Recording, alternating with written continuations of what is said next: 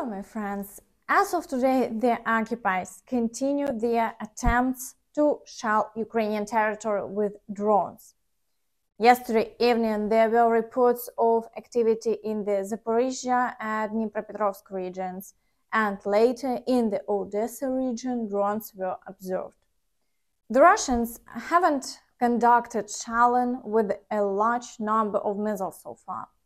However, it's essential not to forget that, according to the latest Ukrainian intelligence data, the occupiers have concentrated 800 missiles in Crimea.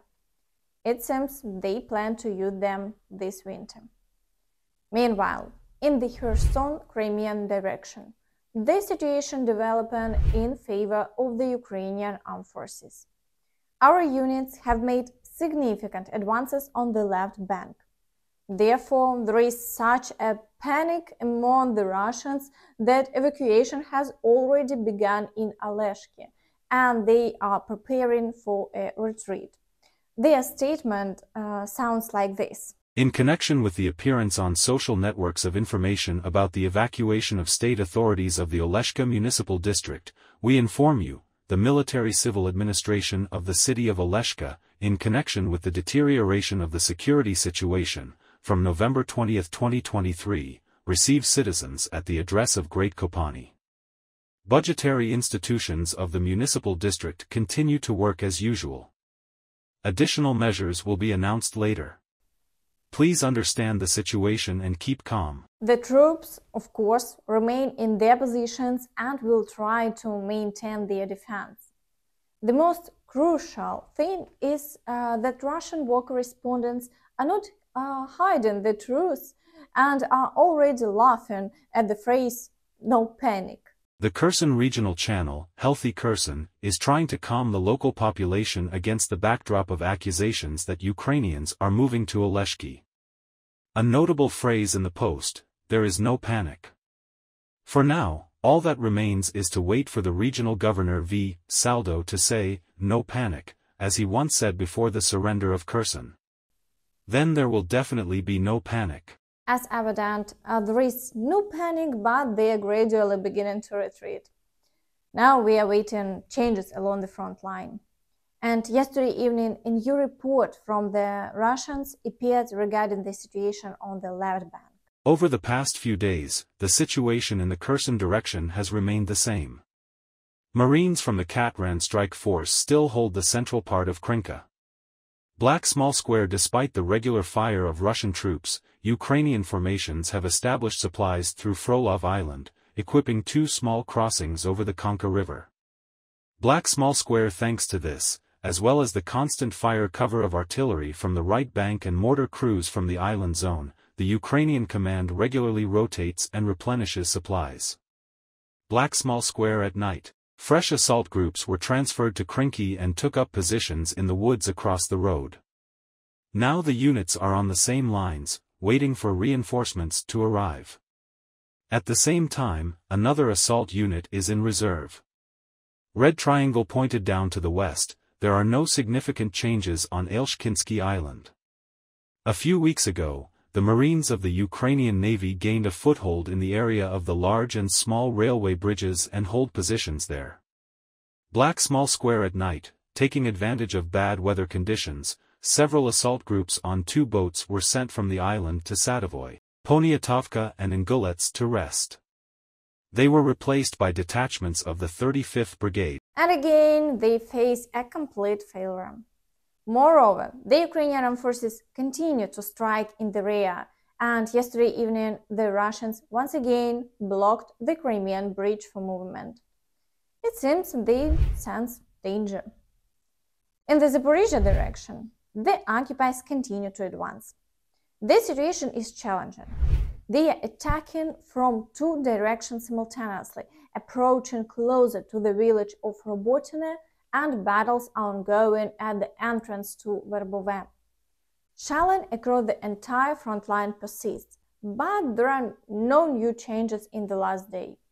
Unfavorable also showed a video illustrating the number of mines the Russians scattered across the fields to prevent the Ukrainian forces from advancing. This makes it extremely difficult for the Ukrainian forces to move forward, and currently there is no quick way to clear all the mines and break through the defense. In the Vuhledar direction, the occupiers persist in their offensive actions towards Staromaiorske.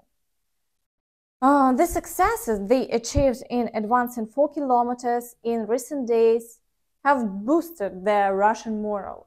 They continue their attacks, attempting to break through as close as possible to the village. Additionally, the shelling across the entire front line shows no signs of abating. In the Avdiivka direction, the situation remains highly challenging. The Ukrainian forces revealed how they were shelled by the Russians when incendiary shells overnight. Meanwhile, the Russians are actively advancing on the northern flank, seeking to expand their controlled territory. Today, attacks are ongoing in the areas of Svatove and Novobakhmutivka. They aim to extend the front line to Berestove and from there move towards Horlivka. There are no changes in the front line over the day, but intense battles continue. On the southern side of Avdiivka, active offensive actions by the Russians persist in the industrial zone. They haven't managed to capture new strongholds yet, but the battles are intense, and shelling across the entire front line continues. To the south, the occupiers have increased the number of attacks and shelling. In addition to the offensive actions on the outskirts of Marinka, battles are ongoing near the village of Pivdenne. Attacks on Novomykhailivka have resumed. Moreover, intensified shelling is reported across the entire front line. In the Horlivka direction, the General Staff reported on Russian offensive actions. It seems that after expanding their gray zone, the Russians have decided to launch attacks and regain control over this territory. Battles are reported in the area of the village of Pivdenne. There are no changes in the front line of the day. In the Bakhmut direction, battles continue in the areas of Klishchiivka and Andriivka. The occupiers are managing to break through very close to Klishchiivka, making the situation challenging. The Ukrainian forces are doing everything to prevent the Russians from consolidating new positions. However, there are numerous attacks and shelling across the entire front line.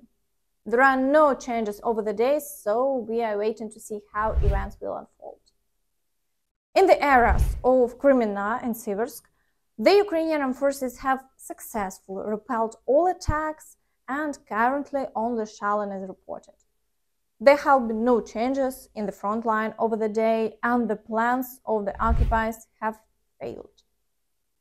In the Svatove direction, everything remains unchanged as well. Berestove is under fire and no offensive actions are reported. In the Kupiansk direction, the occupiers have managed to break through to the highway, and battles are ongoing in this area.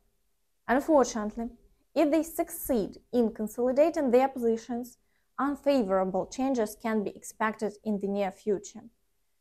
This situation is also very challenging in Sinkivka, where occupiers are breaking into the village, leading to battles accompanied by shelling. Only in the area of Avdiivka, attacks have temporarily ceased and the situation remains unchanged. Meanwhile, after Finland closed its borders to Russia, a Russian propaganda channel issued a warning to Finland, stating, "From now on, Russia will start concentrating." The channel suggests that Finland is crucial for the elite from St. Petersburg, maybe referring to Putin. The Iron Curtain is falling again, says Martin, perhaps intending this message for his Russian audience. То, что решила Финляндия, это не то же самое, что раньше сделали страны Прибалтики или Польша. Абсолютно. То есть место, которое занимала, ну, допустим, какая-нибудь Латвия, даже со своей Юрмалой, абсолютно несопоставимо с тем местом, вот и в русском современном историческом мифе, и в нашей жизни последние 30 лет, которое занимала так называемая Финка.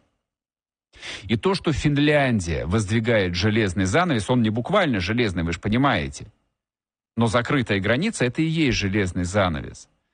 Вот она говорит о том, в какую жизнь мы с вами вошли, лучше, чем что бы то ни было. Потому что она об этом говорит, она об этом кричит, в том числе и членам Совета Безопасности, и довольно большому числу и действующих, и бывших министров. Ну, по крайней мере, тех людей, которые, опять-таки, повторяю, родом из Питера. Для питерских элит Финляндия — это очень важное место.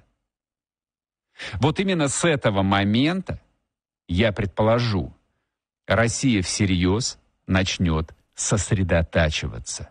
And that's all from me. Don't forget to like this video, subscribe to the channel, and hit the notification bell to stay updated on all the latest news. Thank you for watching and see you next time. Bye bye.